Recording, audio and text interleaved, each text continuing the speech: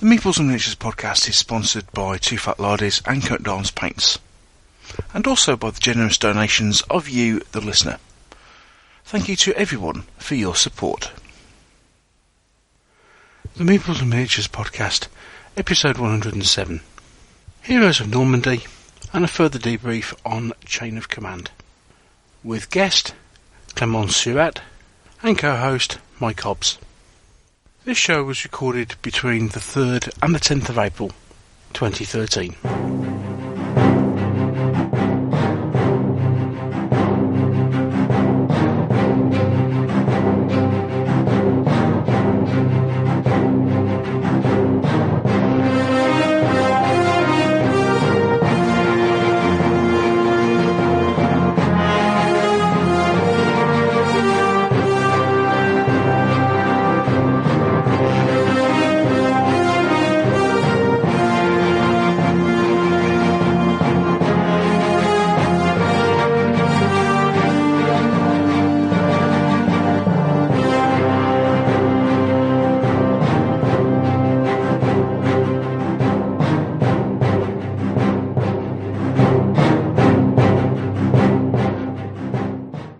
Hello and welcome to another episode of the Meeples and Miniatures podcast with me, your host, Neil Shook. This episode is once again World War II focused, as later in the show we'll be doing a further debrief on the Chain of Command rules from Two Fat Lardies. This was originally recorded the day after myself and Mike went down to Lard Island to play the game. I was intending on releasing this along with the original interview in episode 106, but as we kind of whittled on for quite some time, I decided that it really could do with being separated out, otherwise you'd be listening to Chain of Command for 2 hours.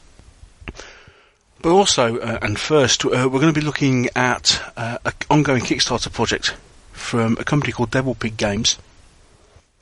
It's a World War II board game called Heroes of Normandy. But it's like platoon level, possibly up to company level World War II, but in a top-down board game with tokens, as opposed to a miniatures game. I finally managed to get some time with Clement Seurat, who is one of the guys behind Devil Pig, and got a chance to chat with him last week about the game. It's one of these things that it certainly looks very interesting. Before we get there, I just want to say, once again, some huge thank yous to people. We've had several people contribute to the show, send in donations in recent weeks. So I just wanted to say thank you to Peter West and to Malcolm Arnold for their donations to the show. And I just wanted to also say a huge thank you to those of you that have taken the trouble to post reviews on iTunes recently. There was only one I spotted on the US and UK sites, and that was by John YB. So thank you to John for taking the trouble to review the show. Obviously don't forget you can always post a review on iTunes, should you so wish. I am very conscious that I still haven't done the show that I promised to do after episode 100, this feedback show and what have you, and I haven't forgotten about it. It's still on my list of things to do, but we probably won't be getting that till probably May now, as the next shows after this one we will be concentrating a lot more on what's happened at Salute, which is obviously the biggest show in the UK, and there's going to be a lot of releases at that show. I'm hoping to do what I did last year, which is have a series of shows with interviews, and then a bit of a roundup show at the end. Okay, so look out for those coming up in the next few weeks. And so on to today's show. First off, we'll have an interview with Clement Seurat from Debrief Games, and I'll also talk a little bit around why my own particular interest is in Heroes of Normandy. Okay, so we'll take a quick break, and then we'll come back with that interview that I recorded. I don't like it, Sergeant. Me neither, sir. Good Lord, it's really looking pretty bad. Yes, sir. It happens every time, sir. It's too predictable, sir.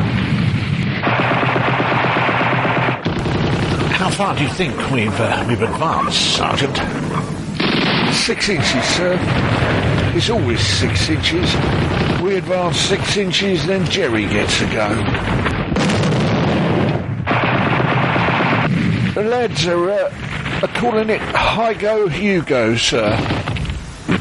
Hi-Go Hugo? Good grief. And they don't like it, sir. Oh, not like it. Seems pretty straightforward to me, rather like cricket. We have an innings, then the other chap does. Well, that's all very well, sir, cricket, sir, but begging your pardon, it ain't like that, sir, in war. I don't think Mr. Hitler plays like that. What, Hitler? No, gosh, he'd like to go all the time. Oh, no, sir, lummy. Oh. Well, sir, anyway, sir, it's like this, sir. If it carries on like this, Hi-Go Hugo, me and the lads won't be coming to your Thursday evening games club, and that's the way it is, sir. Looking for more of a challenge with your World War II games? Are you tired of the predictability of Hi-Go Hugo systems? Iron Bean Shopman provides real command challenges on an unpredictable battlefield. Two fat lardies, playing the period and not the rules since 2002. Pip pip. I'm very pleased to welcome to the podcast Clement from Devil Pig. Welcome to the show, Clement. Oh, thank you, Neil. I'm very happy to be here. Okay. Also, I'm not here because it's not the radio, so I'm at home. Yeah. Indeed, the wonders of the internet. Speaking internationally, very late in the evening. Thank you so much for coming on the show, Clem. We're speaking because you're currently running a Kickstarter for a new miniatures game, aren't you? Yeah, it is. It's not a miniature game. It's a cardboard pre-painting miniature game. Yeah, but World War II. World War II. Yeah. World War II. Sorry, I was confused with it saying miniatures with an update I saw with because it's like top-down cardboard cutouts, but somebody had started putting 15mm miniatures on top of them. And we did. Yes. So it's a World War II skirmish game called Heroes of Normandy. But before we start talking about that, what I normally do, Clement, is when I have somebody on the show for the first time, I just want to find out a little bit about your gaming background and how you got into gaming in the first place. So would you mind taking us a little bit through that? No problem. I started playing and creating game when I was 9 with my partner, Jan, who is a game designer also on the Heroes of Normandy. Yeah. We did a lot of top-down tokens, top-down view of soldiers and token at this time, and we never stopped.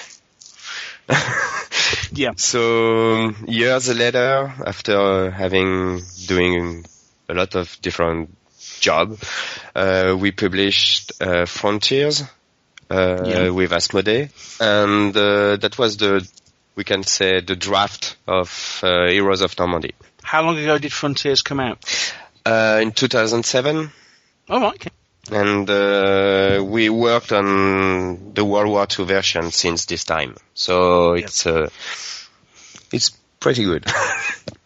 So we've obviously got some gameplay videos and stuff already appearing on the Kickstarter website for Heroes of Normandy. Is that going to be final artwork? So far, or is that just a mock-up that you've done just at this point in time? Some of the tokens and drawing are final artwork. Other are just work in progress stuff. You will see a lot of beautiful board tiles soon. Our illustrator is working hard on it. Yeah. And by the way, Jan did all the tokens. The top view tokens are made by Jan. Oh right. Okay. Yeah. So you've been working on this for best part of 6 years? Yes. Yes. Oh, we can say maybe 10 with the Frontiers publishing. Right. Okay. So this is pretty much Frontiers Frontiers Part 2, yeah? Yeah, it is. It is. This is the I don't know how to say that. The genius baby of Frontiers. Yeah. So is Heroes of Normandy actually the game that you wanted Frontiers to be in the first place? No. When we presented Frontiers at Asmodee, we had already a World War II version, but we preferred at this time the sci-fi version of Frontiers. So no, we love this game. Do you want to take us through the way the game actually works? You mean the mechanics? Yes. The mechanics and the way you choose your forces and play the game. Okay. The big part, you mean? Yeah. Okay, so the first thing you do is to choose a scenario. You have the choice between scenario with preset armies and free scenario where you decide a certain amount of points and then build your army with this combat point. You start by buying some recruitment tiles. Each recruitment tiles is the heart of the section. You have the lieutenant and a first platoon, and you can add to this platoon several options like another platoon, another rifle platoon, or tank, or Sherman, or cannon, guns, even traits like your veteran or your tank destroyer, and equipment like gears like grenades, Panzerschreck if you're German. Mm-hmm. Okay, so you can have several tiles for a bigger battle. Yeah, once you've done that, like every miniature game player do usually, you set up the scenario with the battle plan printed on the scenario booklet. Mm-hmm. You can deploy your army. So after having defined who got the initiative, the game starts right away. So the first phase is you pick up the number of order token you have. This number is defined by the number of stars present on some unit, like the lieutenant, and some tiles, recruitment tiles. Okay. When you have your order token, you assign them to the troop you want activate for this turn. Right. And you activate it beginning by the number 1 order token, both player, then the number 2, both player, etc. Right, okay. But obviously you haven't got as many order tokens as you have units of troops. No, not at all. All the troops who don't have order token will move at the reserve phase, because we don't want a static game. Every unit to do something, move or fight if you give him an order. Right, okay. Yeah. Yep. And what else? That's the core game. Yeah, you know, when once the order phase is over, you start the activation phase where you activate your troops. It's just action. You move, you can play cards, like, we didn't translate the name of the card for the moment. So I don't know the final version, but like, special action where you can move and fire, because, usually your unit have the choice of moving or shooting. So cards or special abilities can make you shoot and move action, right, for example. Okay. Yeah. And combat, it seems that combat works where you have an attack value, the unit you're firing at has a defense value, plus plus bonuses for cover, and then the attacker rolls a d6. Yeah, it's with a d6, and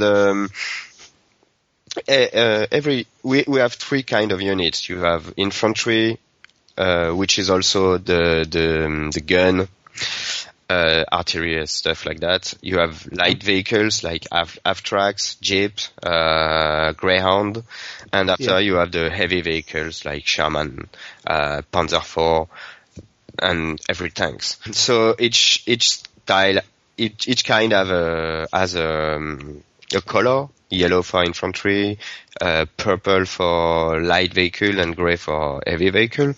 Yeah. And every unit has a combat bonus against each of these defense. Like I have +2 against yellow, +1 against purple, and for example, a X on gray. That means I can't shoot a tank because I'm just a foot soldier with a rifle. Right. Okay. So after that, you just throw the dice, add your combat bonus, compare to the defense value, plus eventual bonus like terrain, hedgerow, building bonus. And if you do equal or higher, if your score is equal or higher, you just kill the unit or flip it back, flip it if he has 1 life point. Let's say life point. Yeah. So it's designed to be a very quick game, then, yeah. Yeah. The regular the regular games last for 45 minutes. Oh right, okay. Yeah.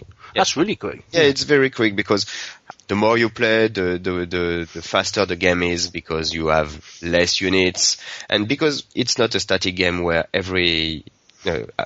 in our game, because it's not static, every unit move and can do something, can be useful. You don't let some unit back on the back that wait an opportunity to move. They can move every time. So it's a fast game, but very paced. Uh-huh. So about what's the kind of biggest size of battle that you've currently got as far as scenarios are concerned? You mean me? Well, as far if for the game that you're producing, what's kind of the biggest size battle that you're as far as number of men, number of tanks, vehicles, that sort of thing? What's it actually designed to play up to?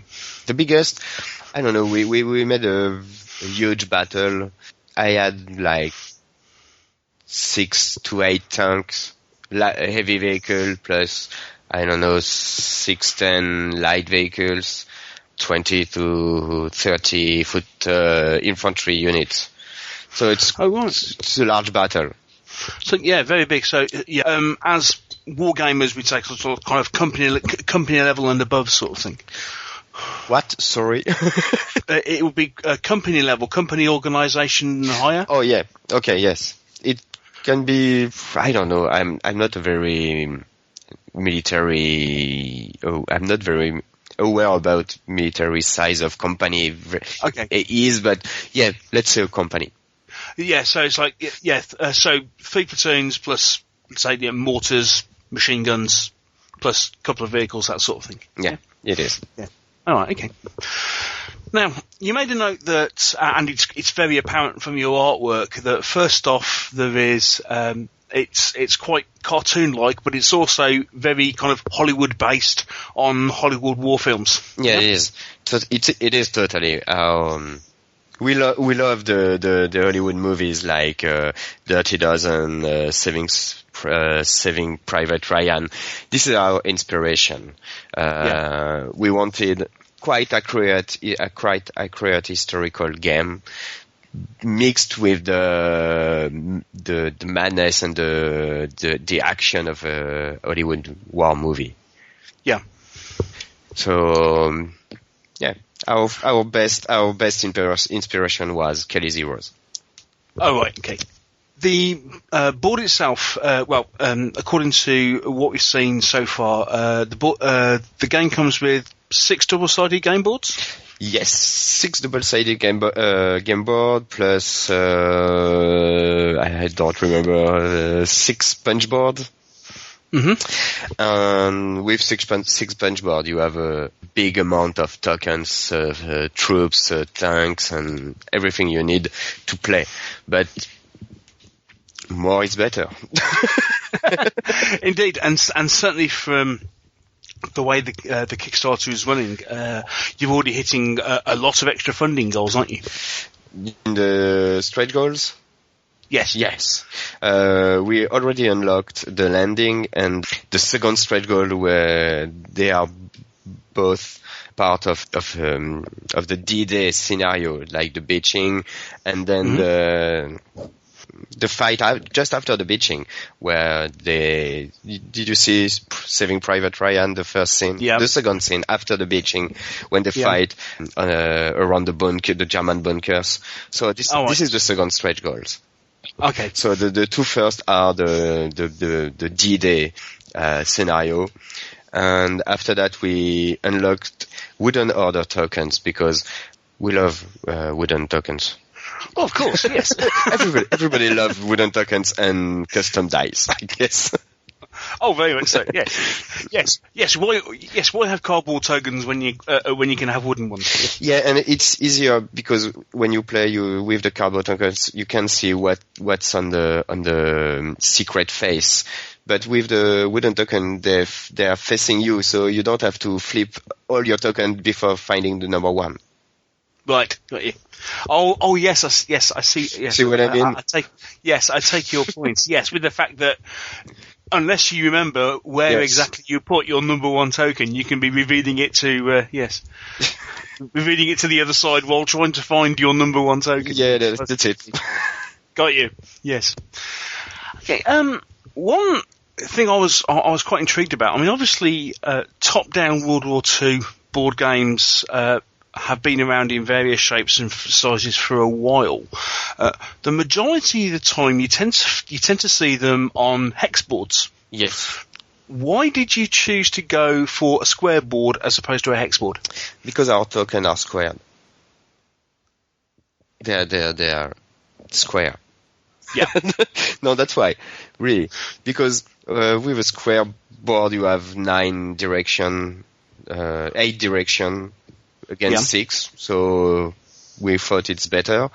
And to create the buildings the way we wanted, like with straight wall and not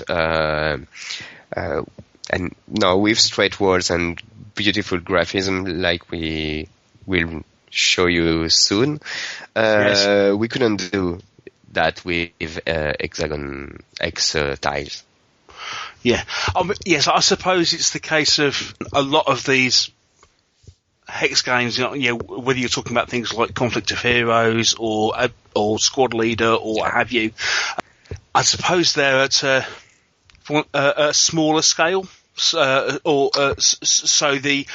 a building is a lot smaller than so obviously your buildings appear to cover several boxes as opposed to just like a single hex. Yeah, you can fight inside the building. There's a lot of fight inside the buildings for a room, for a window, for a door.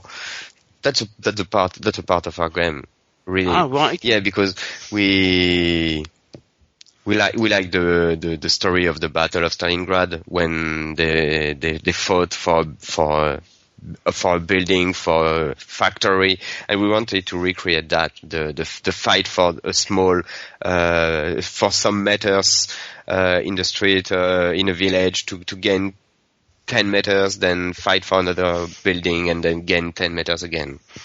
Yeah. We wanted to give this impression. I mean, house to house fighting is quite difficult and involved, isn't it? Yeah. Yeah. And also I wanted to say that it's a barrier for a lot of people, the X tiles, because it looks like a very complicated game. Right. For people who doesn't know. I do see what you mean. Although it does appear on this game that you can use diagonals a lot. It isn't just orthogonal movement, yeah? No. You can use diagonal to move or to fire, to shoot. Right. Okay. Well, yes. I think I've fully grasped that now. Now, you said that Frontiers was published by Asmodee. Yeah. This time round, with the Kickstarter, are you self-publishing? Yeah. Yeah, we are. We are because we wanted to try the adventure. Yeah. Then we feel more free to do what we want. obviously for start, I mean, the Kickstarter has far exceeded its original funding goal. Yes. Yeah. Yes, we are almost at 50K. Yeah, which is fantastic. I mean, huge congratulations on that. Oh yeah, thank you. It looks as well as just working with Heroes of Normandy, you've been doing tie-ins with a lot of other Kickstarters and other World War II projects, haven't you? Yeah, the guy from Modifius, the Artung Tulu, you're talking about that? Well, there's that, and I noticed you're doing something with Dust. Yeah, Dust too. But for Dust, because the stretch goal isn't unlocked already, we will keep the secret on that. Okay. but we can speak about the zombies if you want. Well, of course, I mean, it's World War II. Everybody loves zombies in World War II, don't they? Yeah, Nazi zombies, of course. Of course. And yeah, when Chris from Modifius called us, he didn't call, he sent an email. When he sent an email to ask us if we wanted to do something together, we are very excited because, of course, we love Cthulhu, of course, we love zombies, and setting during the World War II, that was perfect for us. And we were thinking before that about something like we wanted to do a funny stretch goal, a weird stretch goal. So yep. when he proposed to adapt Heroes of Artung Tulu to Heroes of Normandy, we said, of course, that's what we wanted to do. So it's perfect. The box set comes with American and German troops. Yep. And you've got British infantry and a British armoured company as some of your stretch goals, haven't you? Yes, at 60, 80 and 85, and I know we will do it, so the British will be there. Excellent. I know. Yes. I mean, obviously, that alongside, with other units available and what have you, I mean, is that something you're considering as further stretch goals? I mean, are we likely to see, free French commandos and that sort of thing?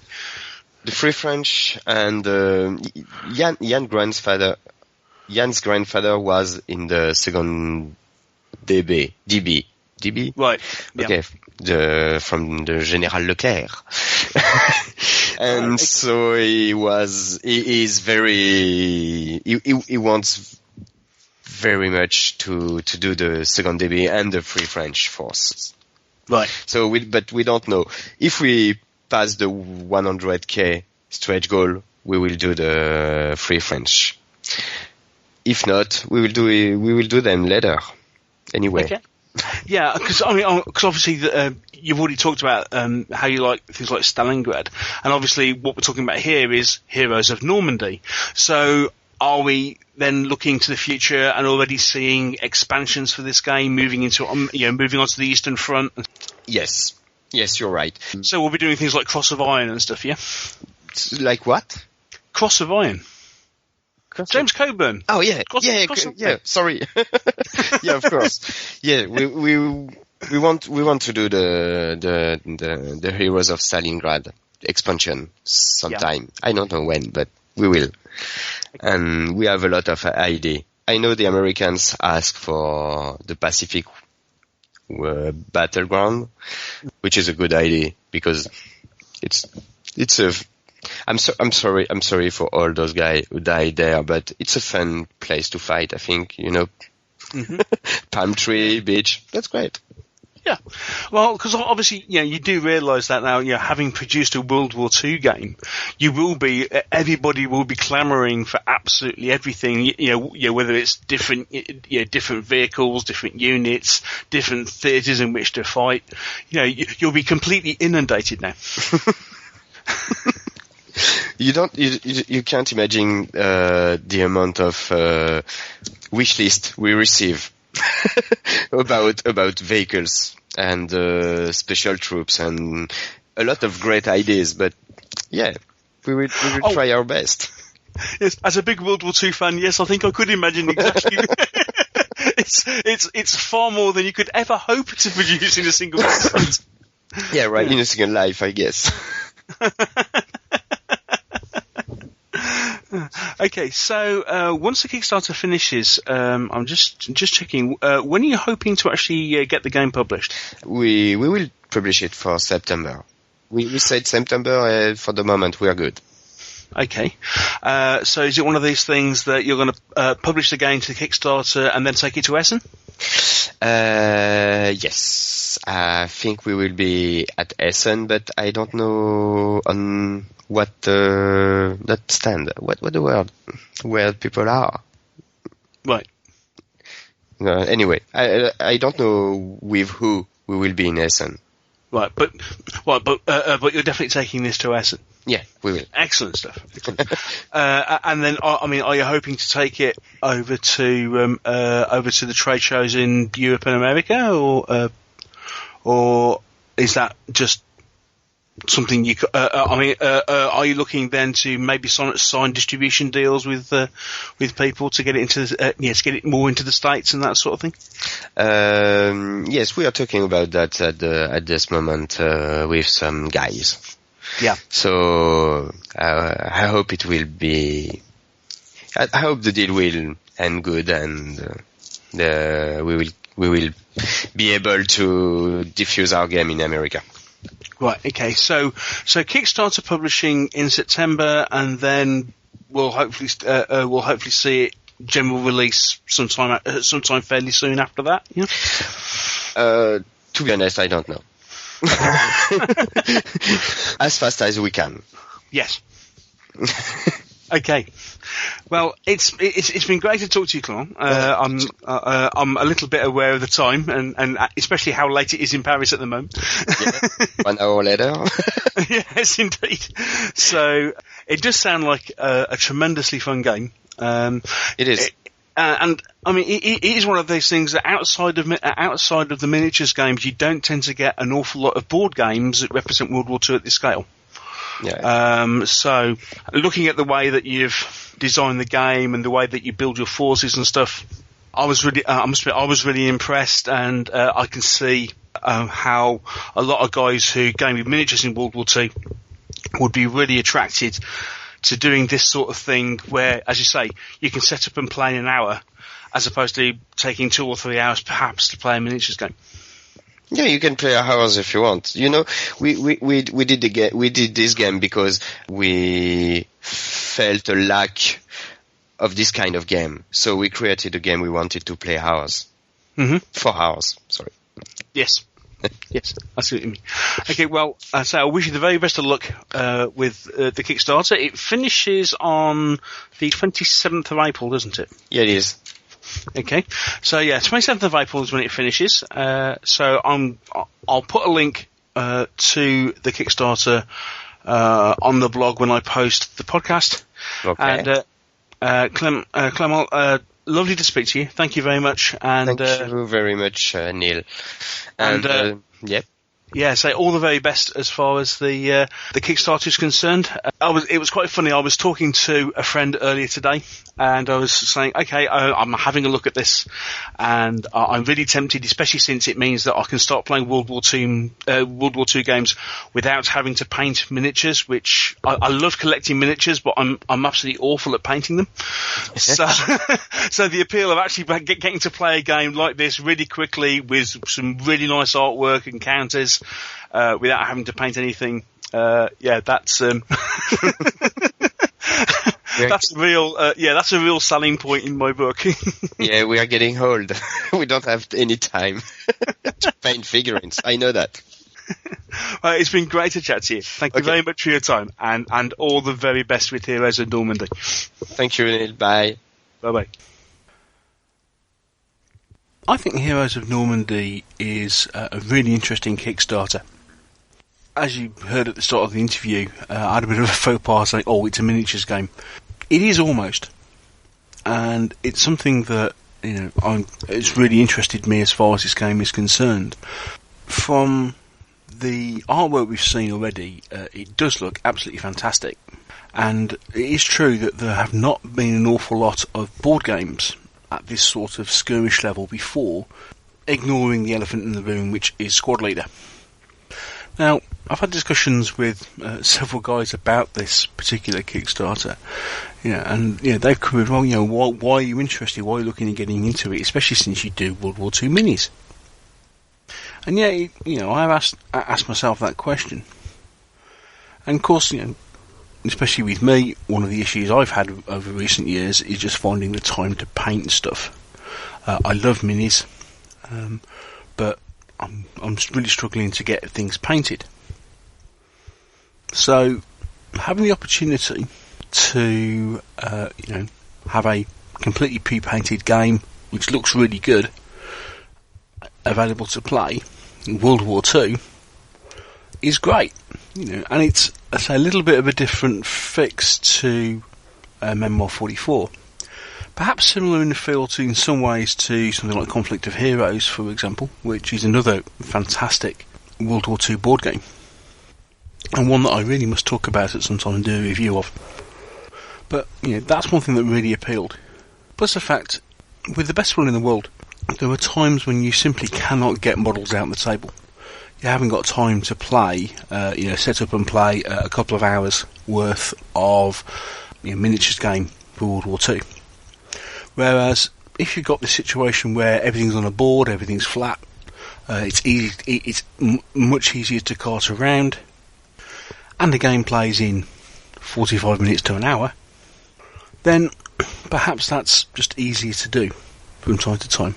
And of course, I must admit, there's one thing in the back of my mind that's thinking, well, once you've got all this stuff in place anyway, there's nothing to stop you effectively using the boards as a standard war games board, using the squads and the minis as elements, and playing other games with them. There's nothing to stop that at all. Obviously, there's just an aesthetic look, and as I'll post on the blog, they've already been doing things like putting 15mm minis onto these top-down card layouts, so you could play the game with 15mm minis as well. So I'm kind of looking at it as very much a crossover sort of game for what I want to be doing. It is very true that perhaps people who are already into World War II miniatures wouldn't want to look at Heroes of Normandy because it's it's getting something they've already got. At the same time, it may be it's an ideal introduction for anybody who is a board gamer but looking to get into World War II. I think that's an ideal game for you to look at getting into squad-based or platoon-based World War II gaming. I can see this getting a lot of play simply as a fairly simple way to scratch the World War II platoon level itch without having to get your model collection out. And that's kind of where I'm looking at it. Now, the one thing we didn't mention in the interview, I forgot to bring it up, is that there are, as well as the base game for Heroes Over Normandy, there are already a series of scenarios that are going to become available. There are two which are due for release, I believe, immediately with the Kickstarter, and those cover the operations around St Mary-Église and Carentan on D-Day. Coming in December, or November-December, I think it's just labelled Winter 2013-2014, there are now another couple of scenarios. The first is Pegasus Bridge. So it's operations of British 6th Airborne around the Orme Bridge, again on D-Day. The fourth scenario pack is a diversion, and it's actually a cooperative thing with the Achtung Cthulhu Kickstarter, and they're actually producing I think they're calling it Shadows Over Normandy, but it's basically a Achtung Cthulhu Heroes of Normandy scenario pack. Okay, with again, so more counters, more buildings, that sort of thing. So crossover happening there. We've got another crossover happening with Dust. That's now been funded. As I'm recording this particular bit of the show, we've just funded the British platoon, which we talked about in the interview.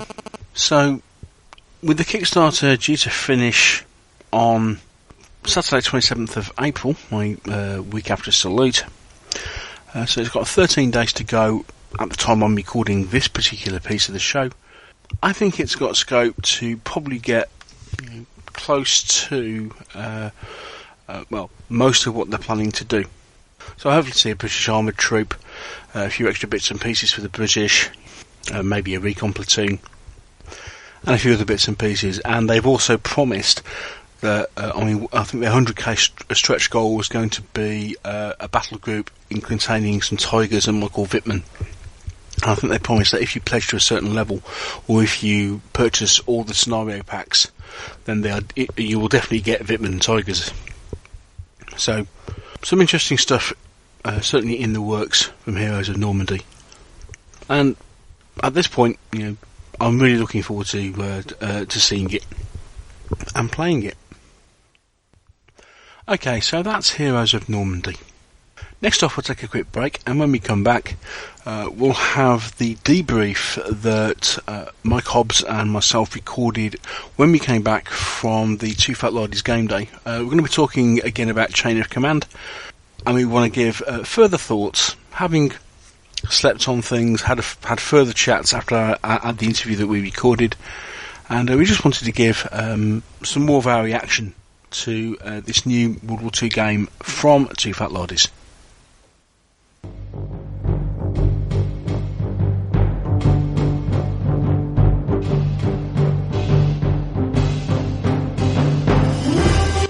The Meeples and Miniatures podcast is very happy to be sponsored by Coat d'Arms Paints. Now, Coat d'Arms have been supporting miniatures painters with their products for well over 20 years in some way, shape or form. Their current range is 150 sets of acrylic paint, which are available both as individual colours, but also in paint sets depending on period. Things such as the Ancients paint set, the World War II German, World War II American, World War II Russian paint sets, and they also include things like an ACW set and even a Horsetown set. That's one way to purchase your paints. And they also do triads. Now, if you're a fan of the three-colour system, made famous by the likes of people like Kevin Dallimore, you may like to purchase your paints with a dark shade, a medium shade and a highlight. And the triad system from Coat d'Arms allows you to do this. They also have ranges of textured paints called Brushscape, which allow you to paint from textures onto bases as well as colour. And these are ideal especially for smaller scale models. And if you're a fan of the dip method of painting, then Coat d'Arms have their own product available called Super Shader. This is available in light brown, dark brown and black. Coat d'Arms Paints have a whole range of products available to try. Check them out at www.blackhat.co.uk and be sure to tell them that we sent you.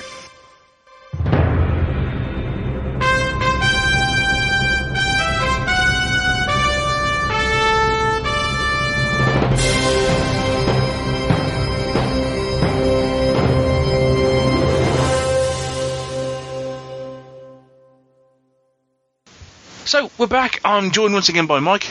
Hello again. It's the day after our visit to Lard Island, and obviously you listened to the interview with all our initial thoughts about Chain of Command, and chatting with Nick and Rich. Now, 24 hours later, we've had a chance to cogitate and think about what's gone on, plus the fact we went out for a beer and a curry last night. Yeah. Sorry. Yes, and in amongst all the other stuff, we did actually manage to talk about the game a bit more and cover various aspects of the game, which especially Mike and myself completely missed in our initial playing. I mean, a couple of bits with the fact that we simply weren't told about a couple of the rules.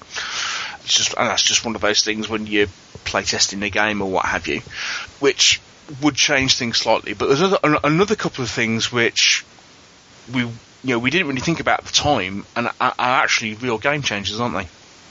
Yeah, I mean, it's probably not really fair to say that we weren't told about some rules. I think they didn't really come up. There wasn't any occasions where those rules would have come up to actually affect us. But there was No, I think it was a case of, oh right, you can do that. Oh, that's interesting. Yeah, sort of thing. There's no complaints about the day or anything. Like it was a fabulous day, but chatting afterwards, it was like, all of a sudden it was like a few light bulb moments sort of thing, wasn't it? Yeah, it was. Whether it would have made any changes to games, I don't think so. But it would have given us, I think, a bit more of an objective to the games, because what we basically did yesterday, we played through the mechanics without any real scenario in place, which is brilliant because it gave us a chance to learn the actual mechanics of the game. But you sort of get so far into a game, you think, what am I trying to do? So having a bit more of a structured scenario, which I know is going to come into the rules, I think will just add to it immensely. I mean, what we had yesterday with bare bones rules was really enjoyable. So the more extra stuff they wrap around it, I think it's just going to be superb. So, and obviously Richard and Nick have been thinking about all of this sort of stuff. It's going to be interesting when these rules hit. Yeah, it really is. Okay, so let's start off. I know we've talked about stuff during the interview, but let's just go through a couple of bits and pieces again with some extra thoughts that have come out since our interview that we recorded, and also we're going to just cover the bare bones of some of the mechanics, just so people are aware of how the thing works. Okay, so we'll start off with the opening phase, I suppose. Opening phase. Yes, we'll start off with the opening phase. Something a bit different. Lardy's rules have always been, or most Lardy's rules have used blinds, and so people are used to using, moving blinds around. So there is some sort, there is a certain amount of hidden movement, hidden deployment, that sort of thing. This takes that sort of thing to a completely new level. Yeah, I thought the opening phase was really important to the game, and it really concentrates your mind on what you're trying to do during the whole game that's going to come ahead. This whole moving basically counters around 4. We had 4 counters each. Yeah. And in fact, you move them 12 inches, but they've got to stay within 12 inches of another one. And if they get within 12 inches of an enemy counter, then they basically stop. That was really important because it basically, I sat there thinking, like, what's the important bit of ground that I need in this game? It's like I want to get as close to the house as possible, or I want to get up to this crossroads, or I need to get some troops into this field so I can do some supporting fire, perhaps. So you've got all of these objectives on the table. They're not defined by the game; they're defined by the terrain. So you're basically trying to get yourself as far forward as possible to take those areas, but also stop your opponent from moving too far forward, so he can claim some good areas as well. Yeah, this is it. It was one of those things that. So the very first thing it gets you talking about, because I think we explained the way it works is that once your markers are locked down, you then deploy these jump-off points. They have to be deployed at least 6 inches further away from any of your enemy markers, and then they also have to be deployed into cover. So essentially, what you've got to do is look at the terrain and say, right, okay, I want to be able to occupy this piece of cover when I initially deploy. So you then have to work out, how am I going to seize that piece of terrain right at the start, and as Mike said, at the same time, try and deny your enemy doing exactly the same thing. And that can be really hard. The first game we played, it was an encounter battle, both of us coming in from a particular point. Basically, there was a road running right across the table, and both of us were coming in from either end of the road, but there was a farmhouse in the middle of the table. I had a couple of fields and hedges to deploy behind. Mike was coming in through a house, an orchard, and walls and what have you. And from where I was thinking, I was kind of going, okay, well, I've got some hedges to hide behind, but I can see Mike getting to the point where he's almost deploying into a house. It's really interesting, dependent on the terrain. just how that whole phase works, and trying to limit where your opponent can move.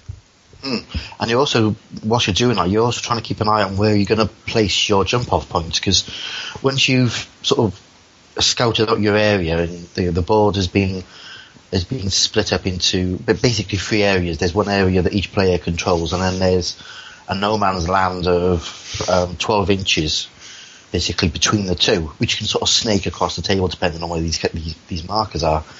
You then got to, as you say, got to place 3 jump-off points. Or well, yesterday it was 3 each, but I think that can change with the scenarios. And they go back. So you then got about a 24-inch distance between troops when they start on the board, but you've got these safe areas where you deploy your troops and all your support weapons into, and your troops can deploy within 6 inches of one of your jump-off points, and that's at any time during the game.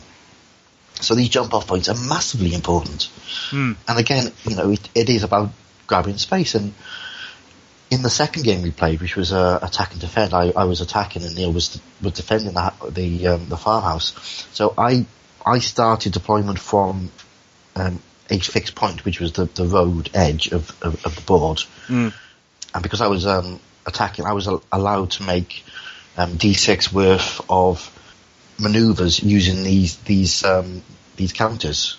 So it meant I could have got on nice and early and made some ground up around the farmhouse that Neil was defending. Obviously, I rolled a 1. so I was able to place one counter on the table. And then Neil started basically from the farmhouse right in the centre of the table and was able to spread out and around. So at the end of the opening phase, I had very little ground, that I could actually jump off from. Yeah. I literally had the road and a tree and behind a hedge. I was literally about 10 inches from the table edge, and Neil had pretty much 3/4 of the whole table. Yeah. And that again was really interesting. It just changed the whole dynamics of the whole game.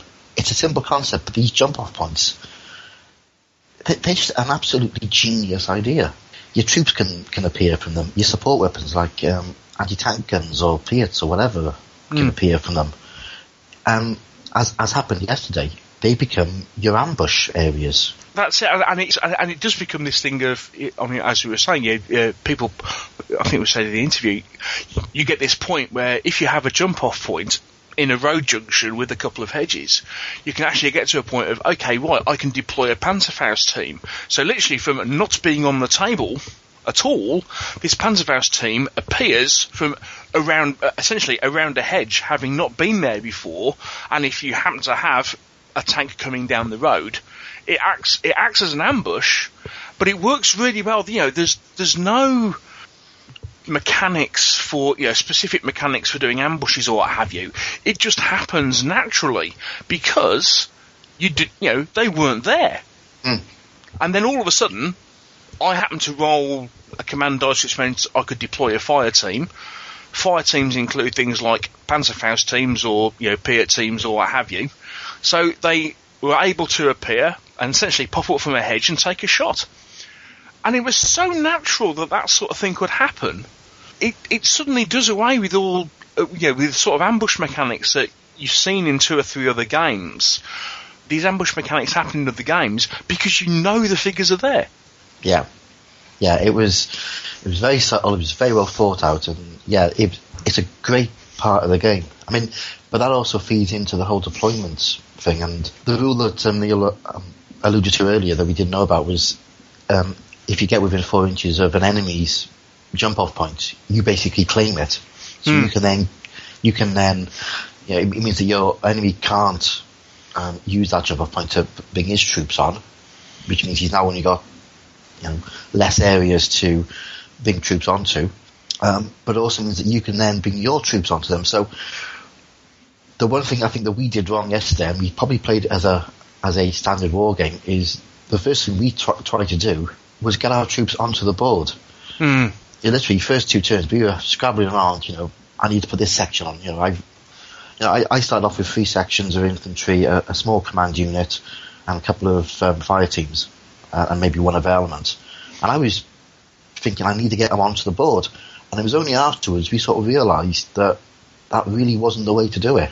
The way to do it is to try and get your opponent to put his troops onto the board, so you can then bring yours on later in the game when they're going to be more useful. It's basically it's recon work.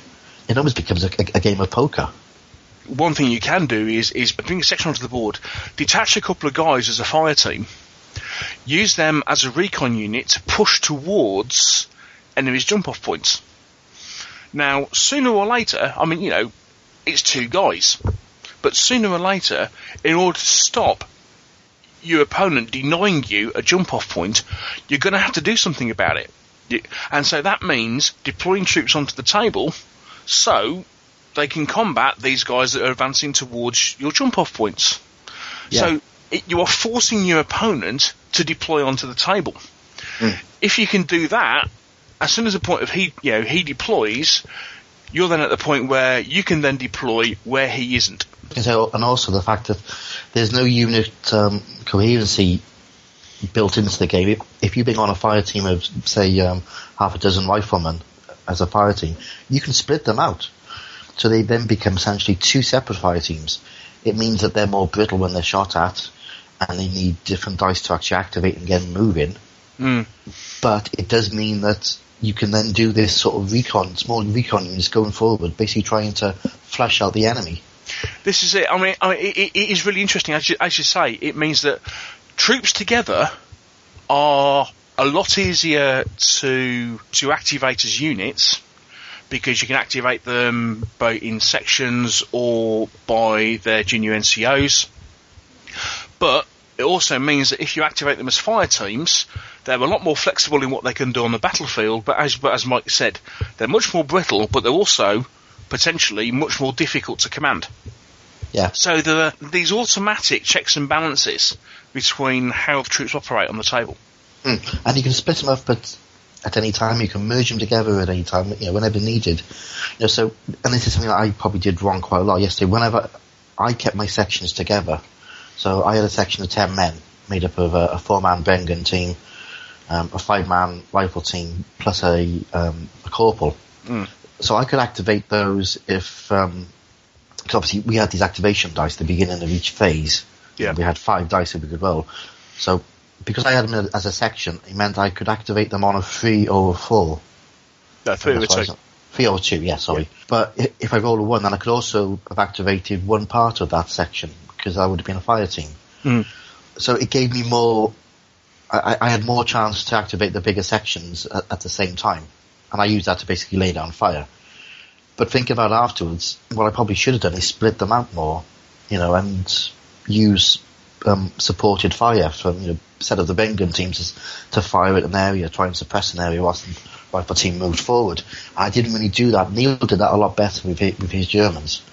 Once I knew I got the Germans, my first concern was to essentially deploy my MG34 teams in such a way as that they will become my fire bases, and then move from there. So what I was trying to do was to make sure I got 2 MG34 teams onto the board with crossing firing lanes, and then use another one as a complete section. It did mean, however, I managed to do it, but it did mean I had to make sure I rolled lots of 1s, which at times for me isn't difficult, but there you go. But it meant that I am deploying sections, or fire teams onto the board, and so you have a plan of what you want to do, but also you have to realise that you are limited then by your command dice. So and just so happened that this time round it worked. I'm sure you do that another time round and it wouldn't work quite so well. Another thing to note at this point in both games we played was that we were playing long ways down a 6x4 table. So from a German point of view, once I got my MG42 team set up, I didn't really have many flanks to worry about, because the firing lanes were covering a 4-foot wide table, which was the front that Mike was advancing down. Flip the board the other way around to a 6x4, and then all widthways, and then all of a sudden I've got flanks to worry about which I wouldn't have been able to cover, and it would have changed the thing. It would have changed the game entirely. Yeah, I think so. I mean, this whole how you deploy and how you handle your troops, and also the use of senior NCOs and officers as well was a very interesting idea. You know, because if you roll a 4, you can then activate one of your officers, and your officers or your NCOs can basically activate 3 units that are within sort of 9 inches of them. So again, I was keeping my troops quite tightly packed together and using the NCO's abilities to basically get all my troops moving or firing at the same time. Whether that's right or wrong, I don't know. I need to play the game a few more times. Well, I mean, it certainly adds to your options. It does. Because essentially, when you're with command actions, you're rolling a d6. If you keep your units fairly close together, you know that 2/3 of the time you're going to be able to do something. What I was discovering was that an awful lot of the time, unless I rolled a 1 or a 2, I couldn't do anything. Yeah, that's true. I think it's one of those decisions you just have to make, and it worked really well. I thought the whole mechanism of the whole command sort of phase dice rolling was really interesting. It was short, sharp bursts of fire or bursts of movement, and then it's over to your opponent. But the fact that we both brought our troops on very early in the game, I don't think I would do that again. I think next time I play, I'm going to try and basically hold back as many troops as I can and bring them on. I mean, like during the second game, Neil had deployed a long line of troops and it was covering sort of 2/3 of the table with his fire, and I was bringing up a very large Churchill tank down a lane, obviously going against every single doctrine known to man, but mainly because I had Rich in one ear going, go on, go up the road, go on, what could possibly go wrong? And the next thing, Neil then was able to activate one of his sections right on the flank of this Churchill tank and took it out. You know, it was a perfectly executed ambush, and I didn't see it coming. I had no idea that was going to happen, and it was just like, oh, you know, that's pretty much finished the game for me. You know, but it was. I mean, as an ambush, I've never had that happen to me before in any game, because you always sort of know where the ambush is going to happen because somebody's had to put a little counter there, you know, or they've kept their troops off. In this game, keeping troops off is a lot more natural. Yeah, and I think that's something that I think people are going to have to learn with this game is, you know, don't chuck all your stuff on the table at the beginning. You know, fight that urge. Yeah, and you know, as I said before, even in Lardy's games, where you've had this, I mean, it's changed a little bit in I Ain't Been Shot version 3, where there is this note to say that every bit of cover could hide a blind, but you know, usually you're still deploying on blinds, and therefore people, you know, your opponent knows that if you've got a blind in a particular area, usually there are going to be troops around. You know, blind deployment is, well, I found when playing it, potentially a little bit hit or miss. At least it's a case of, you know, potentially there's something on a blind, even if it ends up being a dummy. You know, you're only going to have a couple of dummies or what have you. What it makes you think of in this game is effectively every piece of cover, once you get past a certain point on the table, or your own deployment zone, once you get 12 inches further back, you know that any piece of cover could potentially hide an enemy. And as in this instance with the Churchill, what happened was I mean, I'll freely admit I got lucky. But what happened was that on one turn I managed to deploy a Panzerschreck team who popped round the corner of a hedge, fired a shot. Okay, didn't take the tank out, but killed the gunner. And then this other section appeared. And took it out with a side shot from a Panzerfaust. It was, as I say, turning point of the game, but happened completely naturally. Now, one thing to note on this whole command action thing, and it's something that, again, I was thinking about overnight. When card activation is used, you know, it brings this chaotic feeling to the game of, okay, we're not quite sure exactly what's going to happen next, what card's going to come up next. So, you are planning on using your NCOs and what have you to try and order troops around. But you can never guarantee exactly what's going to happen next. If you use I go, you go, you obviously know that you're going to move everything on your side in a particular turn. So, that is ultimate forward planning. You can use everything. With the dice activation, the way that it works in Chain of Command, what will tend to happen is that you know that in your particular phase of play, you can activate maybe a couple of sections and a fire team. And then you know your opponent's going to get an activation. So it's not as random. Well, not always.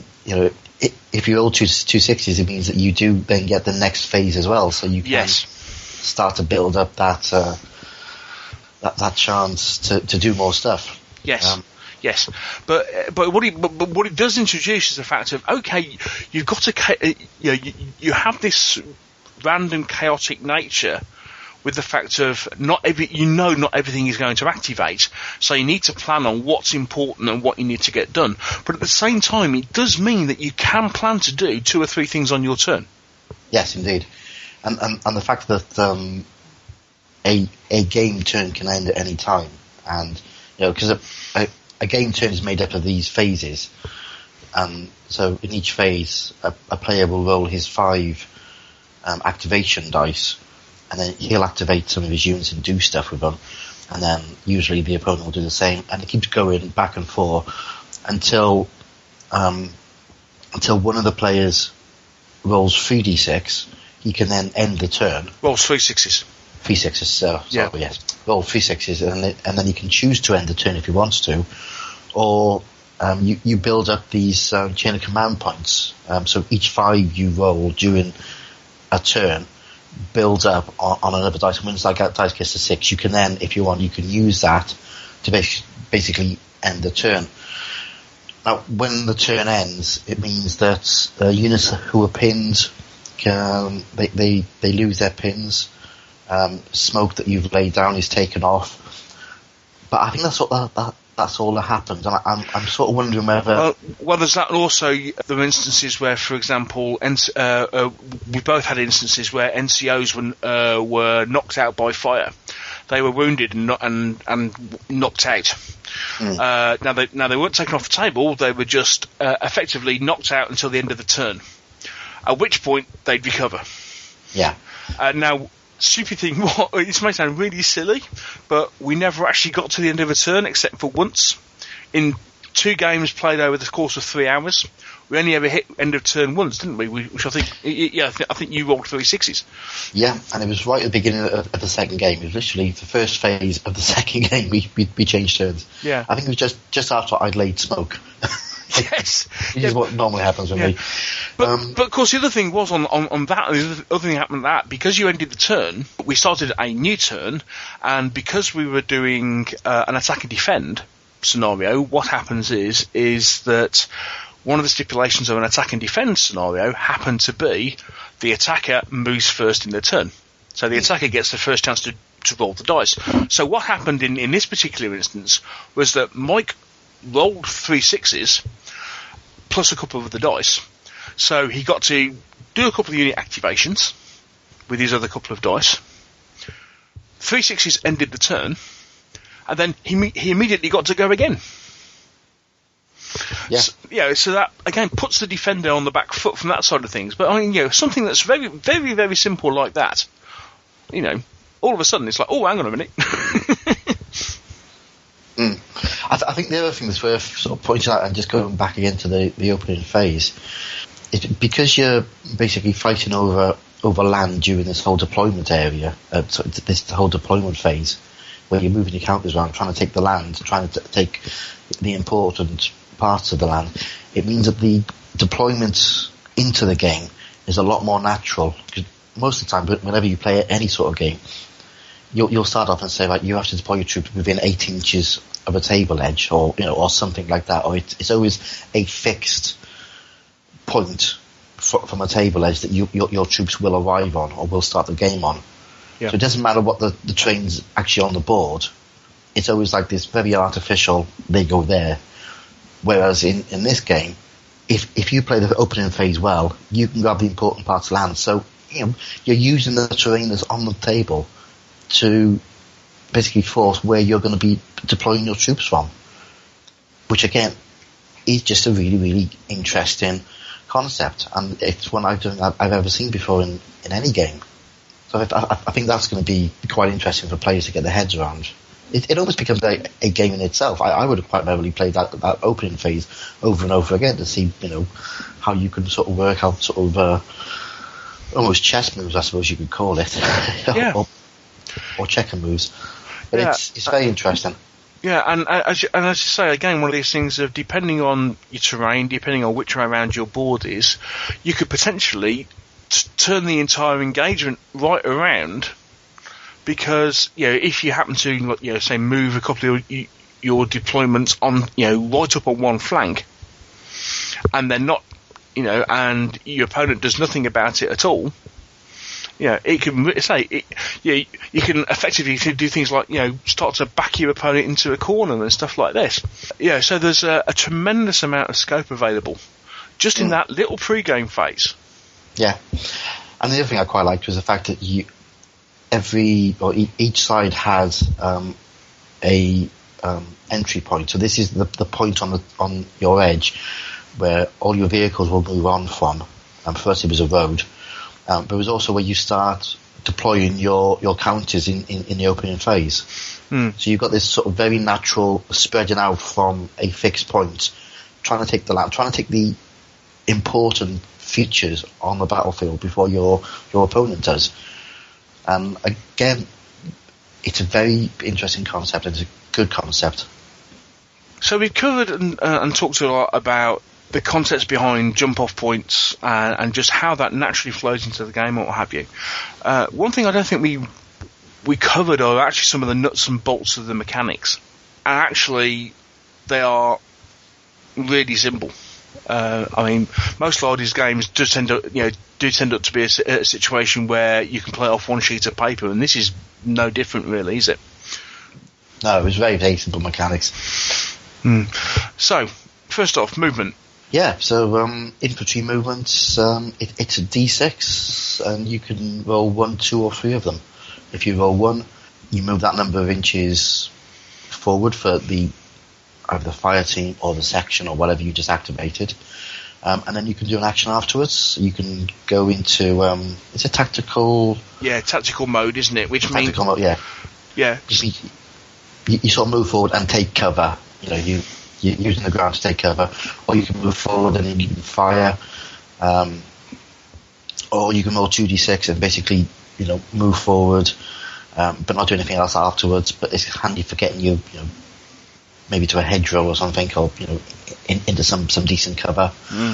Or you can roll 3d6 and move that distance, but you take a point of shock at the end, and shock is, I think, anyone who's played any of the Lardy's games will know what shock is. Shock will basically build up and basically knacker your unit. Yeah, it's a mixture of morale and disorder, isn't it? Yeah. So the same works with vehicles. But basically what happens is you can either choose to very cautiously move a medium amount, like 2d6, and if you do that, it means you can normally fire at half effect. Or you can go like a battle of hell, roll 3d6, and you can't do anything else at all. And there's some vehicles are slow, some are fast, and so there's nice rules in there for controlling the speed of vehicles. Yeah, we did have a couple of instances where it was. In the second game, I was playing with a 250/9, the old half track with a 20mm cannon in a turret. And I wanted to, I've got to get down to that road junction to cover the road junction and open up with my 20mm cannon. And and it's going 2d6 plus 4 inches. Great, no problem at all. I'll get there easily. rolled, was it 3 on 2d6? And it was and everybody collapsed in laughter. It was like, okay, yeah, and we'll move forward and stall, sort of thing. So, best laid plans of all that, but, these sort of things happen from time to time. So there is, again, that little bit of chaos inside the planning that sometimes things don't quite come off the way you hope. But it's easy to, it is easy to do. Yeah. So that's how movement works. Firing is, again, dead simple. Yeah, it's literally each figure that's firing will have a certain number of dice that they can roll, depending on the weapon, and the number they have to roll over is dependent on the range as well. So, on the whole, a guy with a rifle will roll 1 dice. A guy with an SMG will roll 4 dice, but he can only fire up to 12 inches. A sort of Bren or a MG42 can fire up to sort of 6 or 8 dice. Mm. And it's basically, it's roll the dice to see how many hits you get, and then your opponent then rolls to see the effects of those hits. But that does depend on what cover you're in. So, for example, it's if you're firing under 18 inches, you hit on a 4, 5, or 6. Yeah. With anything, okay? If you're firing over 18 inches, I believe you just hit on a 5 or 6. Yep, that rings a bell. Yeah. Now, as Mike was saying, the point of shock, you then roll, effectively, for want of a better phrase, your saving throw, or you roll for effect of the fire. Okay, and you've got 3 different types of cover. You've got in the open, soft cover, for want of a better phrase. Effectively, it's open, soft cover, hard cover. And then you roll for a number of hits. In the open, 3 or 4 are a point of shock, 5 or 6 are a kill. In soft cover, 6 is a kill, 4 or 5 is a point of shock, and in hard cover, 6 is a kill, 5 is a point of shock. Yeah. Yeah, and then I love the way weapons teams work. Right, okay, so for example, let's look at the German MG34. Because you had lots of them. I did have lots of them, yes. I did have lots of them, yes. The standard way that works is that an MG34 with a full weapons team, which is the weapon and 3 blokes, fires 8 dice. Okay, so huge rate of fire falling down. Every time you lose a person from your weapons team, you lose 1 dice. So if you take 2 casualties from your weapons team, rather than rolling 8 dice, you'll then roll 6.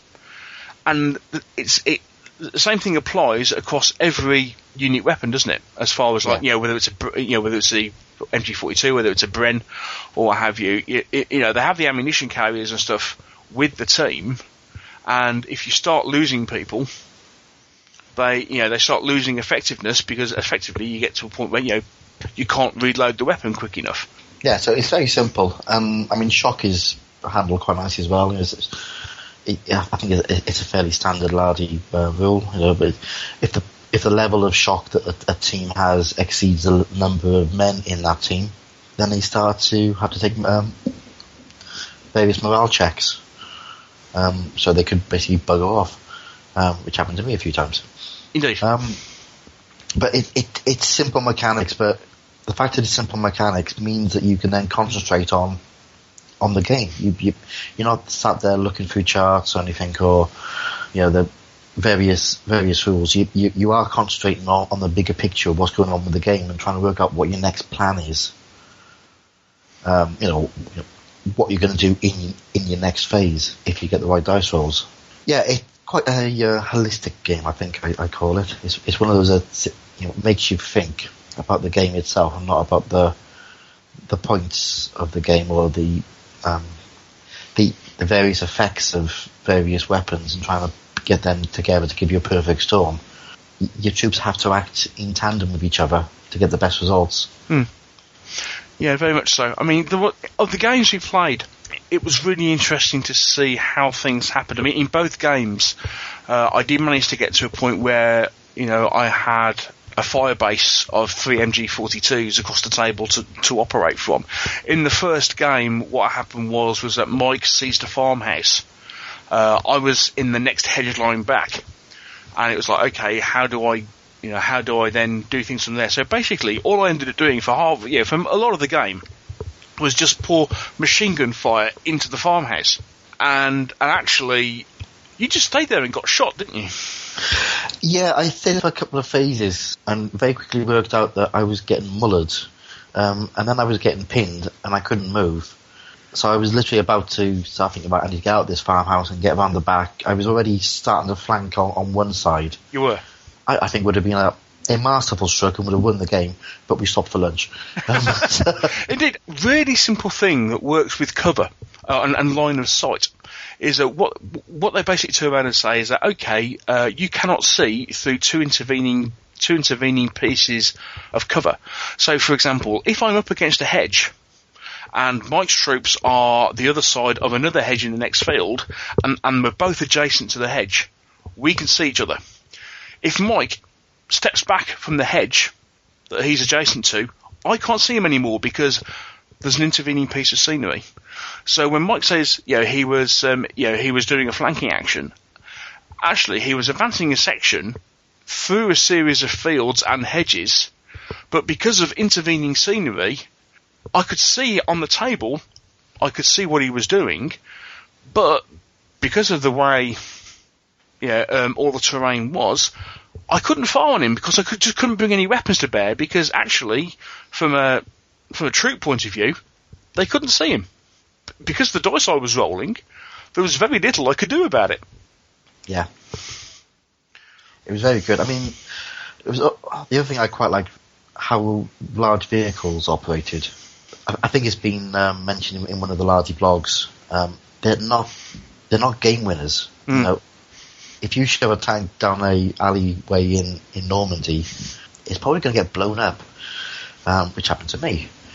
So it makes you think how you use vehicles, because I mean they're very effective when they're used properly. So you need to support them with your infantry. You need to make sure that nothing can attack them from the sides, and it really makes you work on the proper tactics of using infantry to support armor, and then using armor as a hammer blow to basically break through an enemy line and give you a chance for your infantry to then push through. Indeed. Which again, it's something you don't see in a lot of games. To be honest with you, I probably wouldn't use many tanks in these games. I'd much rather use small recon units, because this game is essentially a recon style game. I think it's a platoon versus another platoon going off. Basically, it's not trying to do a big push through the enemy lines. It's basically probing and seeing what's there, and then trying to get back with the information necessary. So it's very much recon-based games. And I think I can see a lot of people liking that. Because, let's be honest, universal carriers are really fun things, and so are half-tracks. And they become very powerful weapons in these games. Whereas in other games, they're just a means of getting your infantry forward and then buggering off somewhere. Yeah, and it's not very often that you find a game where actually it's more useful taking a half-track or maybe a HMG and a forward observer for a section of mortars rather than a tank. Yeah, because as Rich said, two guys with a Panzerschreck or with a bazooka are probably going to take out a tank. Especially in dense zones growth of Normandy, where we were playing in. Yeah. And I think it'll be the same if you're playing in Russia, or you're playing up through the heel of Italy, or North Africa. I think it's going to be really interesting because there's not much terrain in that. So I think that's going to completely change how the game will operate. Oh, yeah. I mean, lack of terrain is going to be an interesting one if you're playing North Africa, isn't it? I know we've talked a lot about this in this bit, and also in the interview about Mike getting his tank blown up, and it was it was very spectacular. It was the focal point of the second game, but it's also worth noting that and he did turn the game. If I hadn't have taken out that tank at that point on Mike's next go, all he had to do was roll a 3, and he would have had a shed load of fire coming into my troops, because it moved his tank to such a point, whereas if I hadn't taken it out on that turn, I'd have had 12 dice of incoming machine gun fire. I think it was on the very next turn. And so, pivotal point, that's where the game changed. Also, it's also worth noting that at a couple of points in the game, Mike was trying to suppress my MG-34s with his 2-inch mortar. And to be fair, his dice rolling was awful. Yeah, my dice rolling was awful. But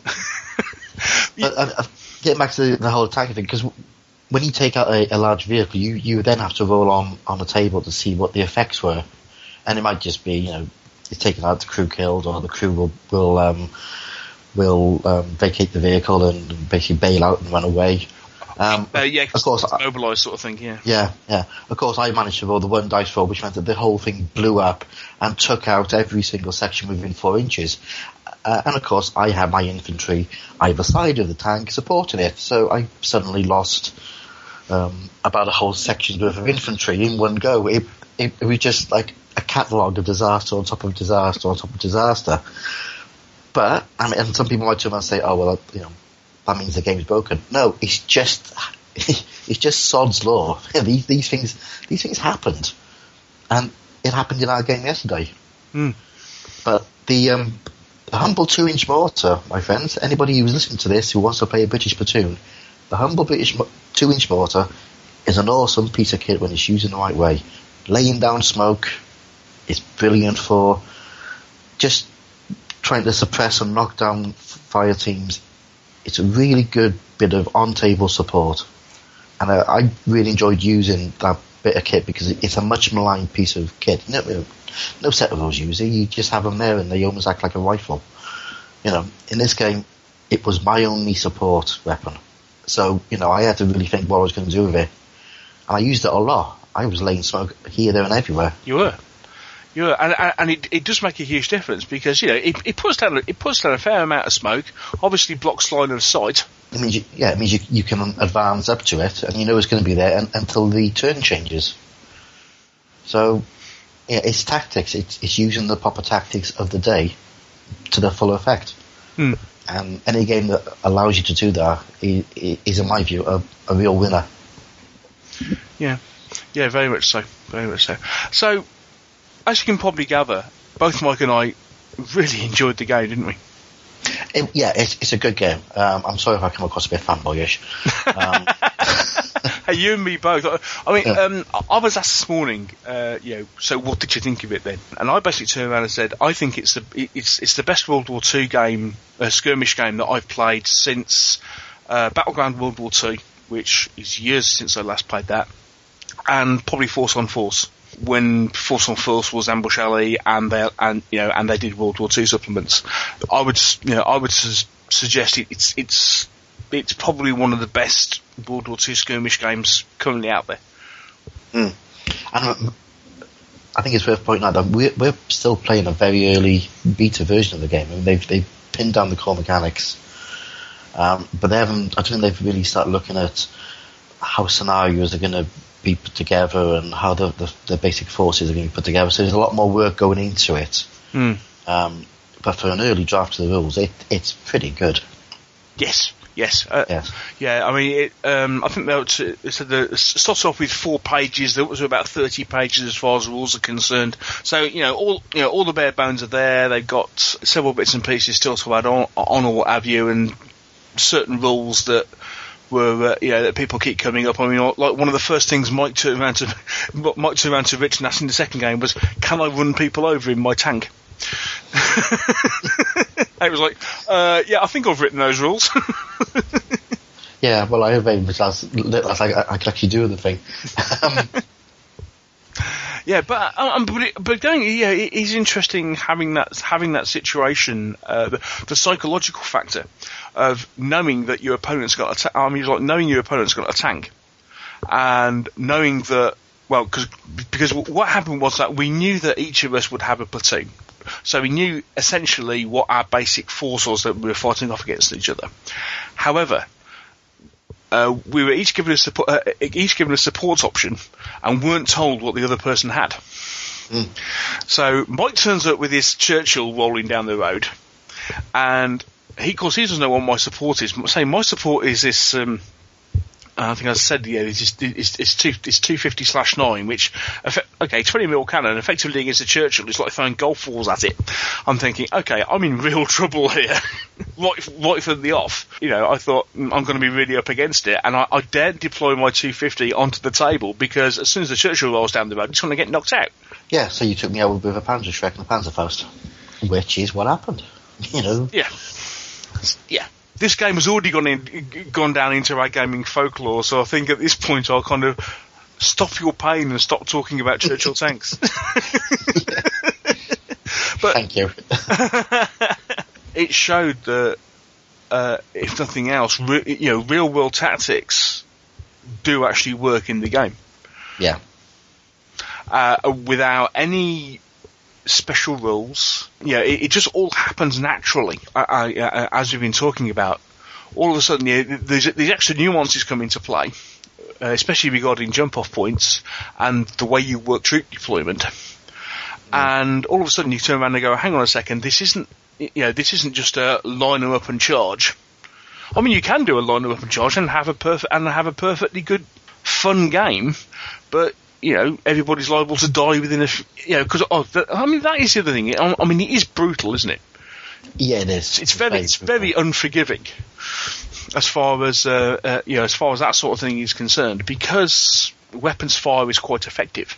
Yeah, it punishes mistakes. So you're in a game that really makes you think, just like the guys on the ground. And again, this goes back to what Rich was talking about in the interview when he was talking about playing the game with a platoon commander, and he really is that.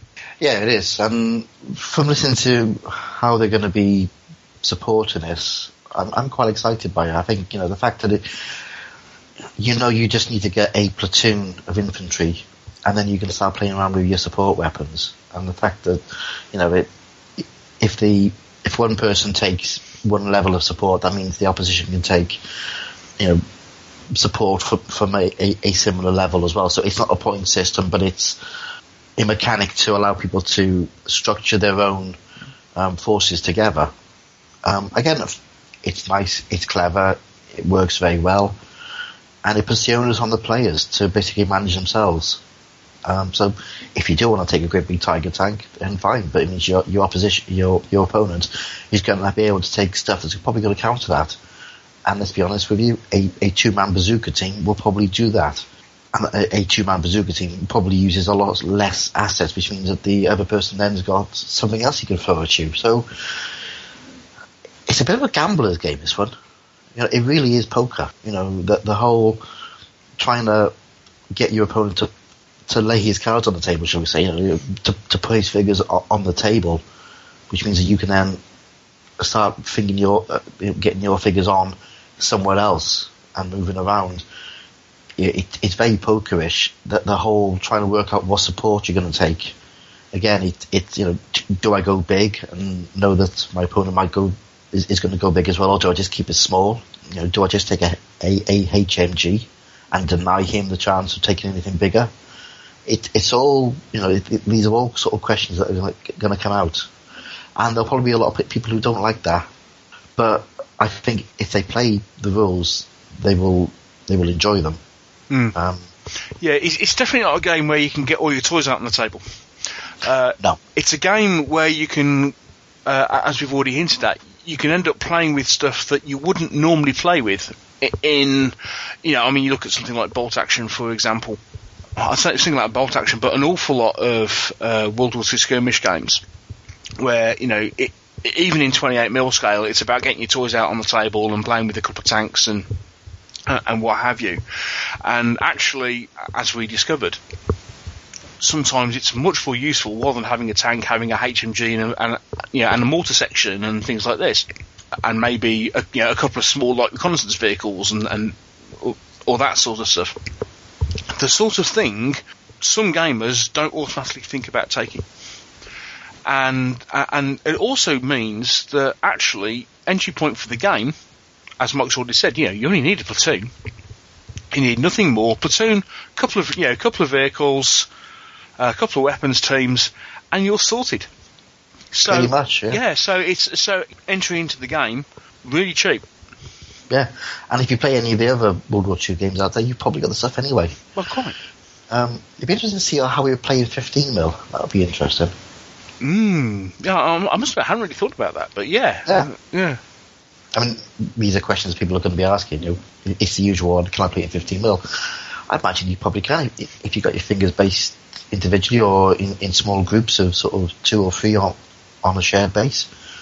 I can't see any problem playing the 15mm. You just reduce the ranges for movement and fire. Swap it from inches to centimeters.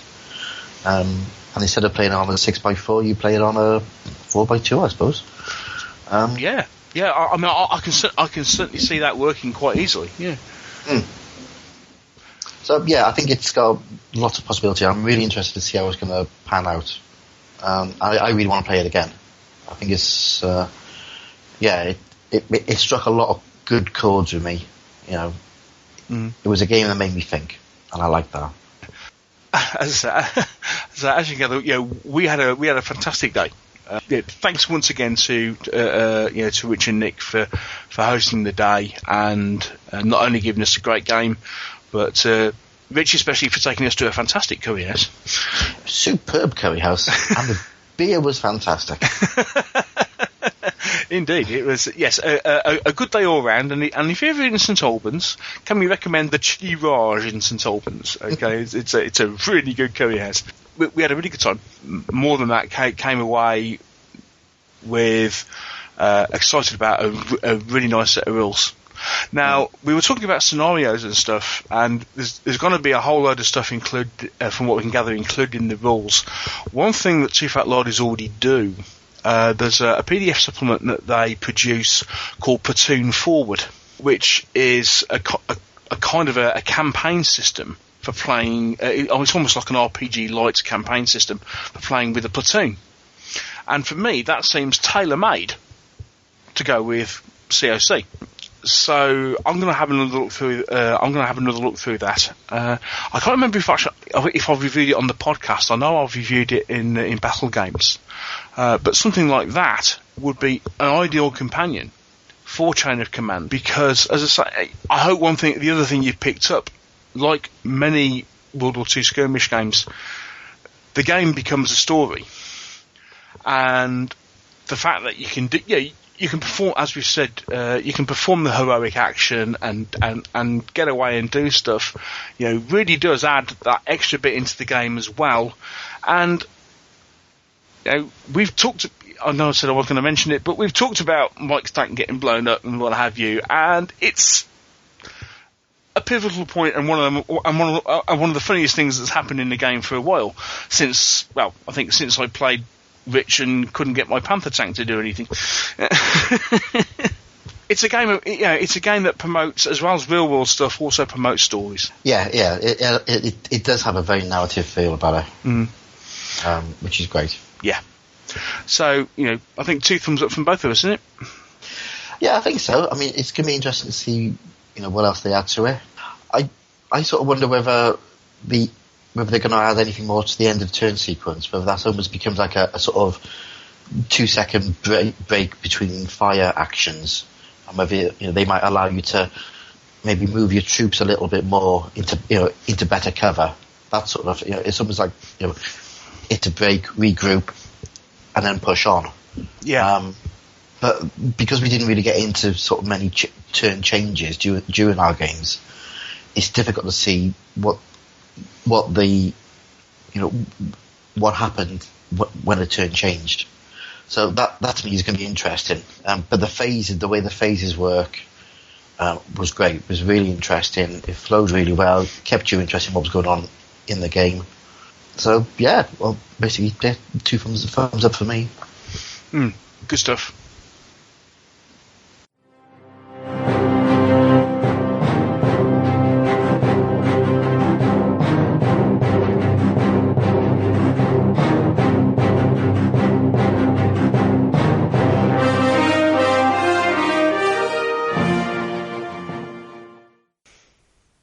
So that's about all we've got time for on this particular episode. Once again, I hope you've enjoyed it and you found it useful, entertaining. Please, love to hear your feedback, so drop me a line. And if you're going to Salute on April the 20th, look out for me. I'll be the big chap in the Meeples and Miniatures black polo shirt.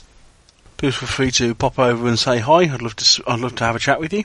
And as I say, I'm at the show. I'm going to be recording several interviews with companies, finding out everything that's new that's going on with people, and they'll be coming up in a series of shows at the end of April and beginning of May. So, take care until I speak to you next time. As always, happy gaming. Speak to you soon. Bye.